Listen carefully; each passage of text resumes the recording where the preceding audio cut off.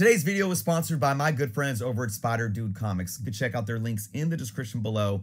You guys can save 10% off of any order by using the code JOURNOS10. This code never expires. And also, if they have any other promotions going on their website, you can always piggyback the JOURNOS10 to get that extra 10% off as well. You can search by Marvel or DC or certain ages like Silver to Golden, or your favorite characters like mine, Spider-Man. You guys could see a little bit of what they got going on here. Again, Silver Age to modern books. Stuff is extremely well priced. If you know me by now, you know that I only push those that I truly support and that I truly believe in. So again, guys, go check out SpiderDudeComics.com. You can also follow them on Instagram, and you can check out their YouTube channel by finding their link in the description below or finding their YouTube link on their website. What is going on, everyone? Chris with Journos, Comics, and Pop Culture. Today's video is diving into a deep, hard thought discussion about speculation and asking the question, is speculation good for comics? And we are going to use a post in a Facebook comic book group, the CBSI page. You guys know I love to dive into these Facebook groups sometimes, right? Sometimes there's a lot of toxicity. Sometimes there's some good, back and forth. In this individual, Terry here posts an awesome question. Someone asked me if speculation is the main thing that is leading the comic industry in collecting and price increases. Comments. And we're going to dive into these comments, folks. Lots of good, juicy stuff today. If you are subscribed to the channel, though, please take some time to do so. Check out the links in the description below as well.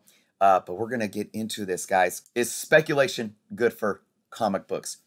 Now, one thing that I got from reading these comments is that I think a lot of people still don't truly understand what speculation means. And I'm going to tell you all right now, first and foremost. Speculation is when anybody is making a purchase decision that has any type of care or reservation for the future value of whatever they are purchasing.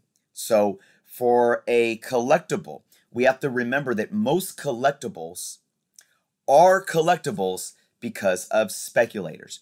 If you collect anything and you want to preserve whatever it is you collect, whether it's comic books, sports cards, Pokemon cards, old clocks, old sports memorabilia, if you collect records, to some degree, you are, in a sense, speculating. Now, some people might want to collect records just because they want to listen to all of the music. But if you care about preserving them, even if you have no intent to sell them ever in your life, maybe you want to hold on to them, maybe you want to pass them down to your children or somewhere in your family, you are, in a sense, speculating because you care about the future value, even if that value isn't a monetary value to you.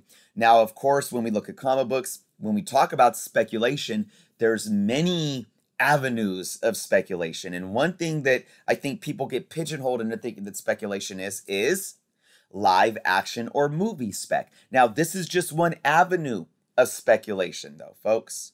All right, but before I continue on any further, let's go into some of these comments here. All right. Oh, we got a comment here that says, short answer, speculation is not good long term. Now, generally speaking, this comment is 100% inaccurate. Long-term speculation is the reason why, Hulk 181s and Amazing Fantasy 15s and your Superman 1s have just recently sold for over $1 million+ dollars. Speculation is long-term investing, or shall I say long-term investing is a form of speculation. So you cannot sit and state this here as such a black and white thing. Now, if we get into the replies, and I'm not going to do that, but I did respond to this individual, and this individual decided to jump to a very toxic kind of response mechanism. But I said, look, if you would have just added a little context here and said, I believe that, movie spec or live action spec is not good for the long term, I would agree with you, because I've said this for a long time on my channel now. Movie spec and movie hype and the FOMO that correlates to it is very troubling.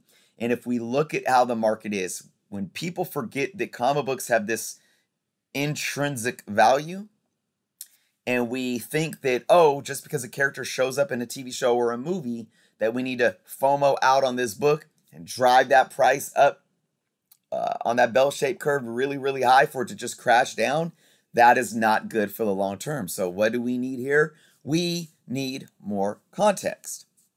Let's go on. This individual here says, nah, the majority in our store, I guess they own a store, E-Town Comics, is readers and long-term collectors, very few speculators. Okay, now here's another problem that I have, and it's categorizing and putting people into boxes. And I've talked about this for years, folks.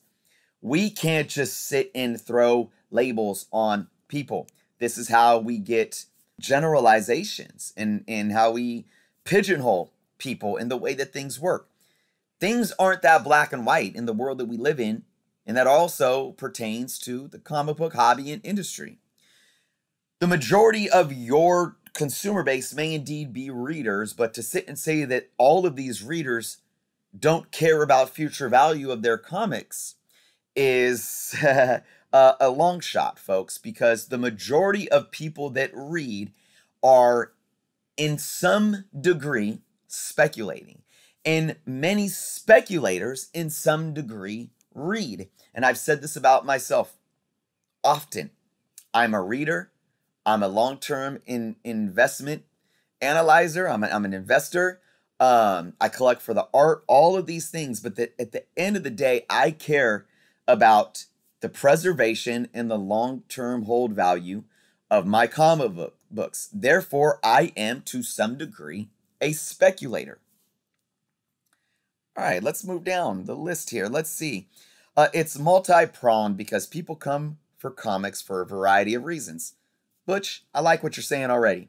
Could be the character, the artist, the writer, etc. I think because of specking, it's brought a lot more people to the hobby.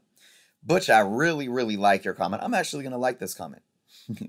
Let's see what Andrew has to say here. Speculating is what is keeping the industry's head above the water. Lots of readers and collectors still here. The speculators are the ones catching people's attention. People prefer spending if whatever they are buying has some return to it. In the end, anyone buying, investing, reading, and collecting is good for the hobby. I agree with Andrew saying here. I like that. I don't know where he's getting his numbers from, but just throwing some random percentages out there. I like that.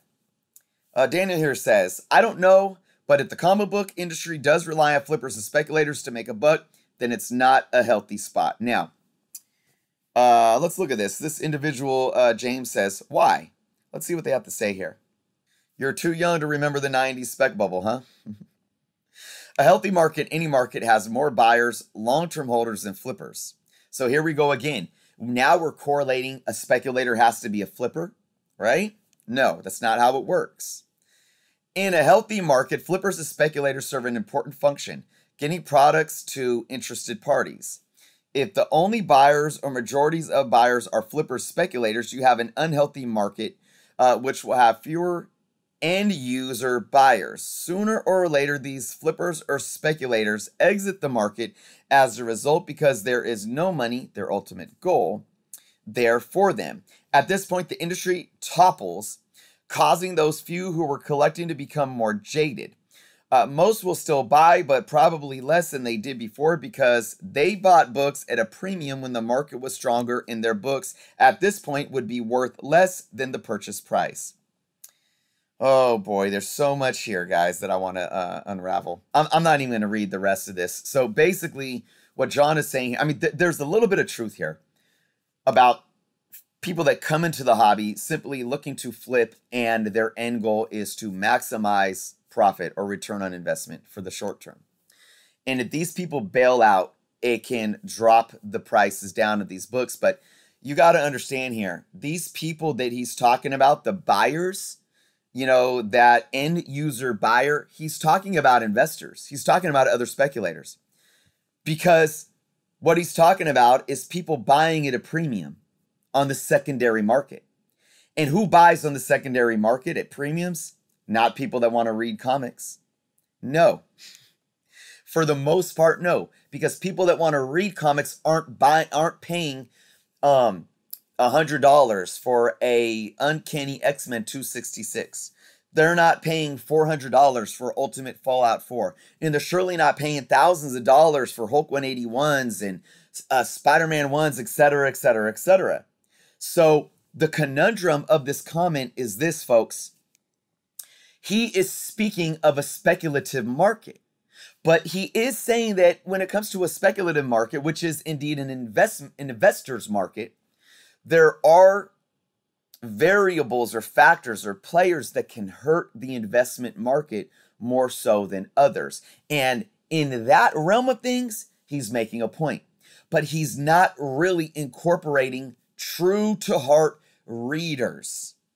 He's not talking about the primary market for the most part. He's not talking about readers that want to go back to just simple back issue run fillers or bargain bins so they can get their hands on those books to read those story arcs. He's not talking about those individuals that buy trade paperbacks because they don't care about the floppy, they just want to read. He doesn't talk about the 10 to 12% digital market where people just want to read comics. So that's where this idea that it's, comic book readers are keeping the market afloat, and that anything that isn't a reader's market is hurting the market, you're wrong. So I'm going to put all of this in a nutshell, folks. There's two misconceptions going on here. One, there is a misconception that nobody reads comics anymore. And somebody even said, I think people that are in this group here, this CBSI group, they're so heavy into the speculation that they forget that people are still reading comics. Yes, I agree. But there's also the complete other extreme of that. And that's where people think that speculators are ruining the hobby. Speculation, and I've had somebody respond in the comments below saying, because they were like, speculation didn't exist 20 years ago. Speculating in the comic book realm has existed for at least 50 plus years. Speculating exists with the publication of the first Overstreet Guide. Speculating existed when the first comic book store started creating a secondary market back issue price point database. Speculating equates to investing. It equates to anybody caring about the future value of your books, regardless if you want to buy these books for nostalgia reasons, or because you're thinking about long-term holds, or because you want to flip them for the short term. That's all speculation. All right?